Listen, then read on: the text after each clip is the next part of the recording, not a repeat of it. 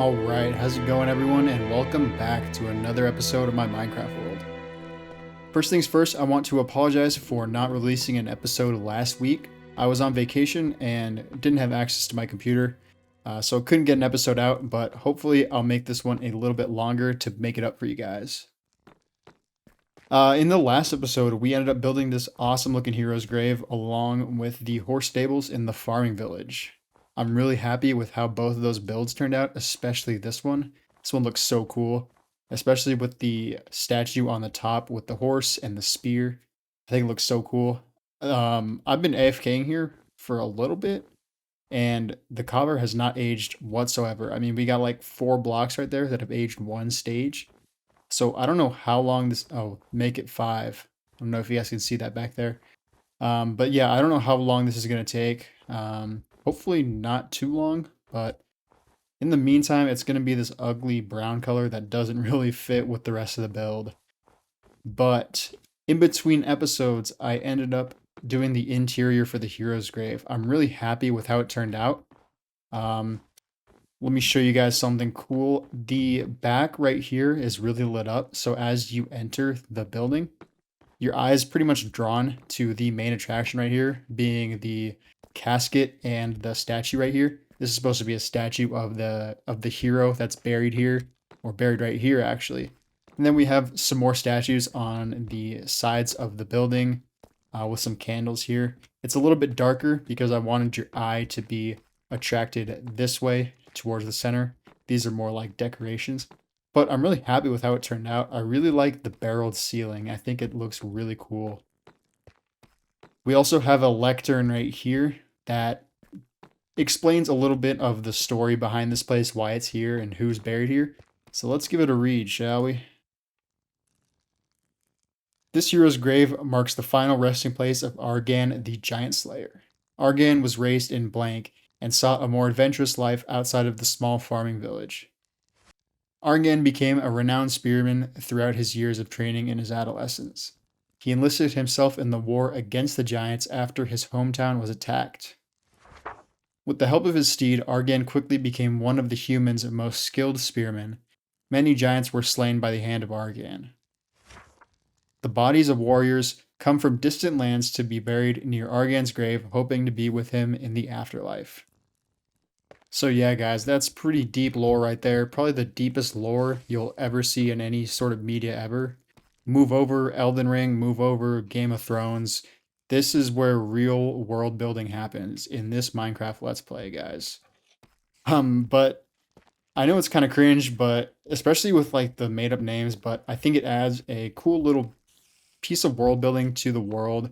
Gives it this hero's grave a reason to be here. And like I said in the first episode, I kind of want to have this whole world connected with a story. And yeah, I think this book and this build in general just adds to that story. And I think it's pretty cool. As you can tell from the book, I want to make this area an entire graveyard. So that's the plan right now. I'm going to have a path coming from the hero's grave, snaking through this landscape, and I'm going to have it end up right where that creeper is actually. It's going to be right there at the end of, oh God. It's going to be right there at the end of the ridge right here. And then it's going to go all the way into the ice spikes right here. So we'll have a path coming this way, snaking upwards into this terrain right here. And then there's going to be a bunch of gravestones just scattered throughout this whole landscape. And I think it's going to look really cool, especially some sightlines like this, where you just barely see the hero's grave poking out. But then there's going to be a bunch of gravestones like everywhere surrounding the path. And yeah, I think it's going to look really cool. All right, so we have a couple tough blocks right here, and I want to show you guys the gravestones that we're going to be putting in here. So these gravestones, I mean, they're pretty simple. Just basically two stairs on top of two blocks, and then we vary it up. I mean, this one's a little bit taller. This one's like supposed to be more broken down. Then this one's pretty cool. It's like a cross. I'll show you guys this right now. But the main idea I wanted for this graveyard, I don't want it to be too like fancy or anything. I just want there to be a lot of graves. And then like yeah, you can see this one looks pretty cool. It's like a cross. But yeah, I don't want it to be too fancy. I want it to be just like a bunch of soldiers or like their families came here and buried their loved ones here. And there's just going to be a massive amount of graves everywhere. So the color palette that I kind of want to go with right here is some granite, sandstone, tuff, and deep slate. So I'll lay them out right here. And mainly I want to be focusing on these gray colors right here. I think I'm going to put some stone bricks in there too. And then just every once in a while, I'll place some sandstone and some granite as well. Just like every once in a while, and it'll add a little bit of color everywhere. But the main reason I chose these two colors is they're pretty desaturated. And they also have stair and wall variants. So the reason I chose them is because, well, those two reasons, and the fact that they're also like pretty desaturated too.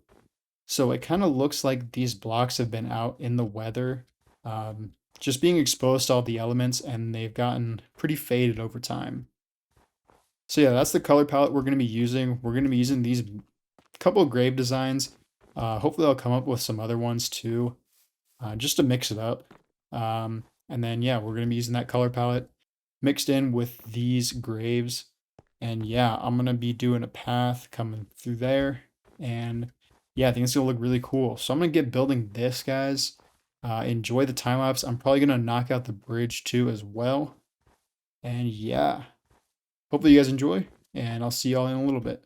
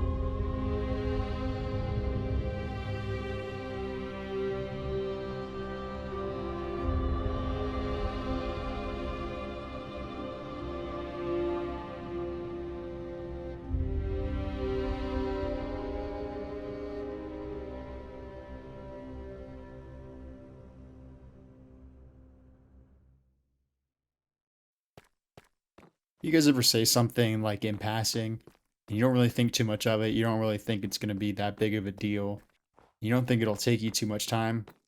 Well, that's how I feel about this bridge that we're standing on. If you guys remember before the time lapse, I'm like, oh yeah, we're going to do the bridge too, but it's just a bridge, it's not even that too crazy. This thing took me an entire day to build, like one real life day. because it's so massive. Once I started working on it, I got super overwhelmed and I'm like, oh, this gorge is actually a lot bigger than I thought. But check it out, guys. I'm super happy with how it turned out. I really love the dripping effect that we did, and also the bottom part of the bridge. I think it looks really cool. So let me take a closer look and I'll explain some parts about the bridge to you guys before we continue the rest of the montage. All right, I don't know if any of you guys pay attention to concrete and how it looks when it's stained. Maybe that's just me. Maybe I'm just weird. But if you guys look at concrete and it's gotten like wet, it'll stain in like this pattern. It'll be really dark in some spots and it'll like drip down. So that's the effect that we're going with. The main idea is that there's a bunch of snow collecting on top and it's been melting over thousands of years. And that snow melt or water drips down and creates this staining effect. And I think it turned out really, really sick, especially from far away.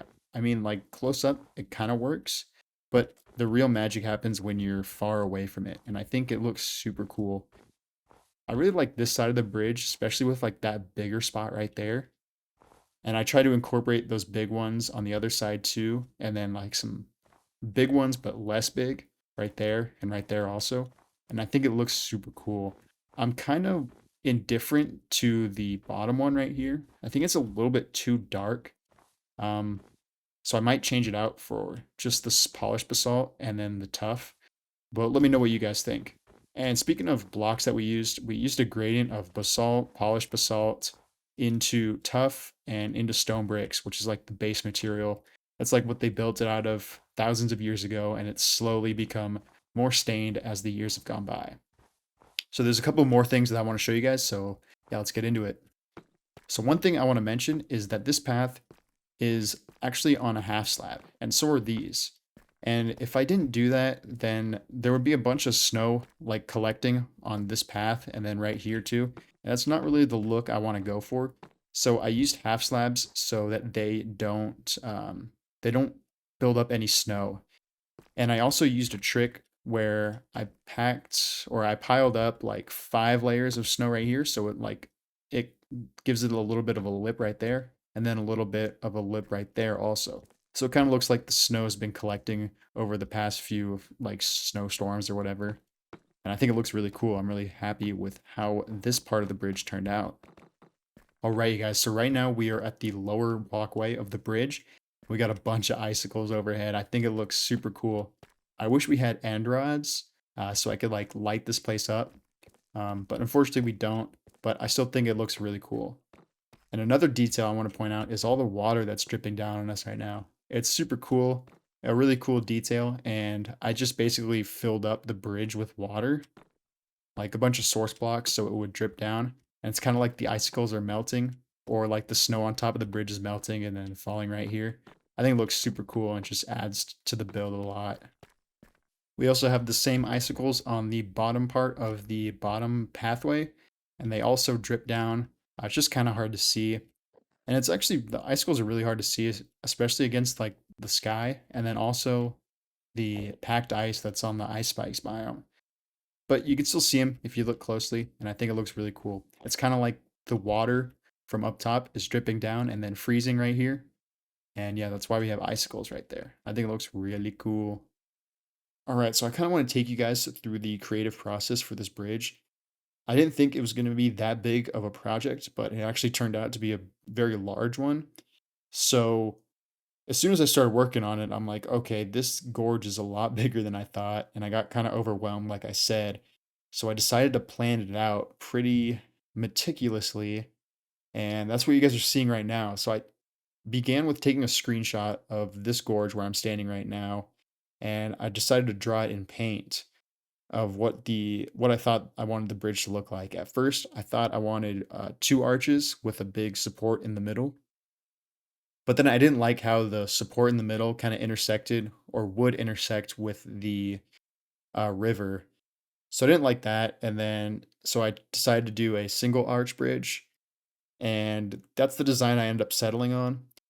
Um, so I went into my favorite website, which is noclip.website. If you guys don't know that, check it out. It's an awesome website to see like like every video game level, just like no clip. It's really cool. And so I went into my favorite game, Dark Souls, and I knew there were a bunch of bridges in Darkroot Garden that I kind of wanted to base this off of. So I had probably the bridge you guys are seeing right now. I had that, and that's the kind of the design I wanted to go with. And then I thought I was done, so I went into Sen's Fortress, and then I saw that bridge that you guys are probably seeing right now with the pathway in the middle of the arch. And I thought that was really sick. So I wanted to incorporate that into my bridge. So that's what I ended up doing. Then I went into a creative test world and got the arch dimensions. So I didn't have to screw around with that in survival because that would have taken a million years. And then, yeah, I pretty much did the all the texturing in a creative world, and then I just brought it into survival. And then we have it right here. And I think it turned out really well. It would have taken a lot longer if I didn't plan it out like that. So, really happy with how it turned out. And yeah. So, the reason I wanted to start on the bridge is just so I could have a starting place for the pathway. And I had a pathway at the beginning. You can see where all those snow blocks are. That's kind of where it went. But I really hated how it looked. So, I got rid of it and then just decided to work on the bridge, and I think that was probably smart. I'm going to start working on the path right now, but I do want to show you guys something. So that lower path right there, you can see it. It doesn't really lead anywhere, but you can kind of see it right there. There are these huge caves under this mountain, and I want to show you guys them right now. Like, they are massive. Let me see if I can find them. Yeah, here they are. These are some massive caves, and what are these called? Dripstone caves. And I think it would be super cool to just transform this cavern right here and get rid of all the dripstone and replace it with packed ice. So it'd be like icicle caves. And I think it would look so cool. So let me know what you guys think about that idea. I also want to do like some catacombs in here with all the graveyards or like all the gravestones, like the dead theme. I think some catacombs in here would look super cool. So yeah, let me know what you guys think of that idea. And then yeah, that'll be what that path leads to. It'll connect into some underground chambers. Yeah, I got a lot of ideas for this place and I'm pretty excited for them.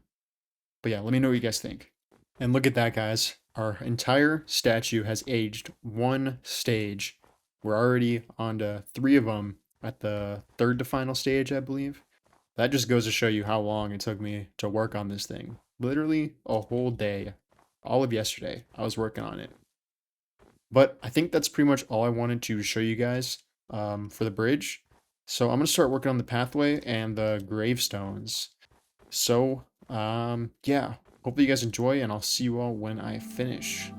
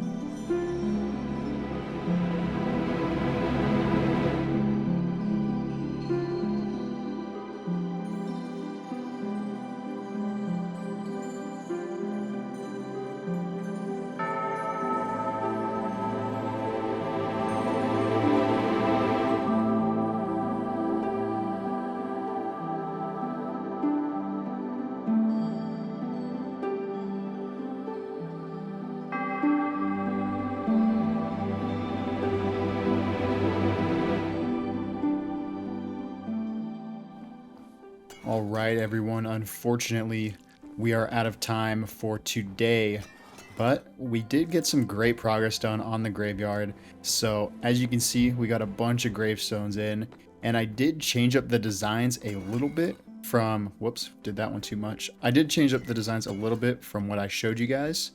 I ended up doing like those first designs, and it looked really terrible.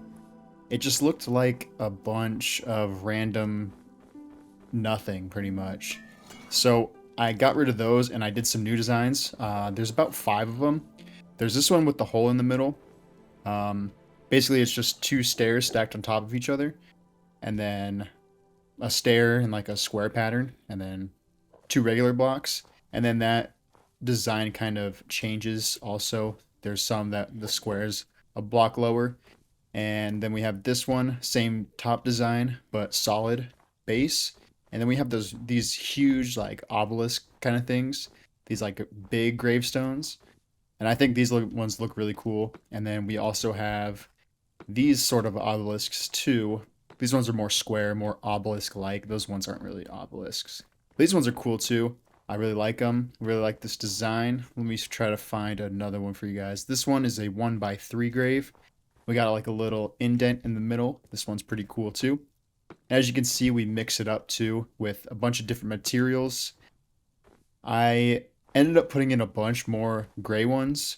I just thought there were too many red and too many.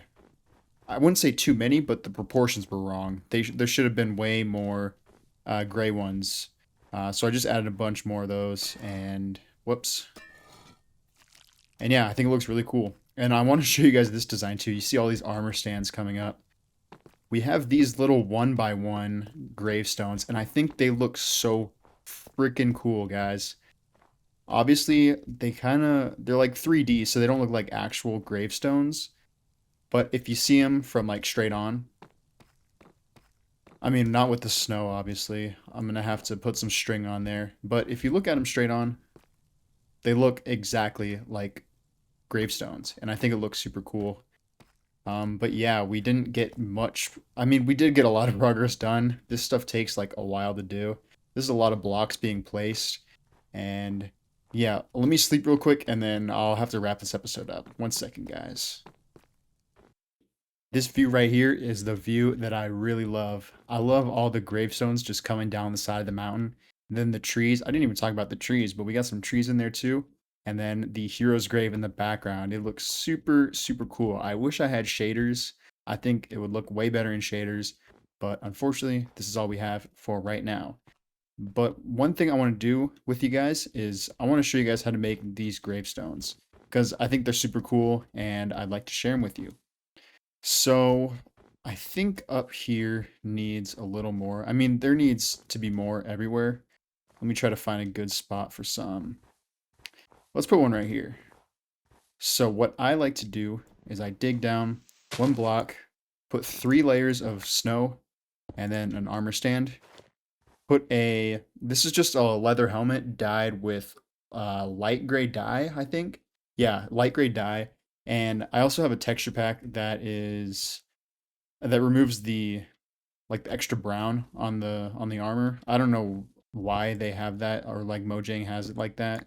I mean, I guess it's to not confuse people. I guess it's to like show that it's leather armor and not like iron armor. But it looks pretty ugly, so I downloaded a resource pack. You could do this with iron armor. It's just a little bit brighter than the light gray dyed leather armor, but it still works. I just like this better. So then I pillar up a little bit, grab 2 pistons, place them down like that, place a stone block right there.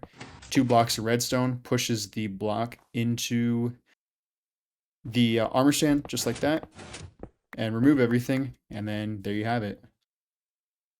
And one thing you can also do is put a piece of string right there, and that prevents snow from building up on it like that.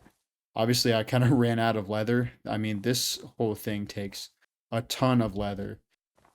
Like, especially right here. This is where, like, all the smaller ones are. And yeah, it took a bunch of leather. Like, each gravestone is 5 leather, because you have to make a leather hat. So, Leather, I'm going to say leather like a few more times and then we'll end the episode. Leather, leather, leather, leather, leather hat, leather cap. But, anyways, guys, I'm going to end the episode right here. I'm really happy with how this graveyard's shaping out. We're going to finish this next episode and then probably move on back to the farming village. Or not. I don't really know. See how I feel. But yeah, I definitely do want to work on those catacombs below. But I might be getting a little bit burnt out on this area. So we'll see how we feel once the graveyard is finished. But guys, let me take you back to the amazing viewpoint that I showed you earlier. And we'll end the episode right here. So thank you guys for watching. I appreciate all the support. Be sure to leave a comment, like, and subscribe. And yeah, I'll see you guys in the next one. Peace out.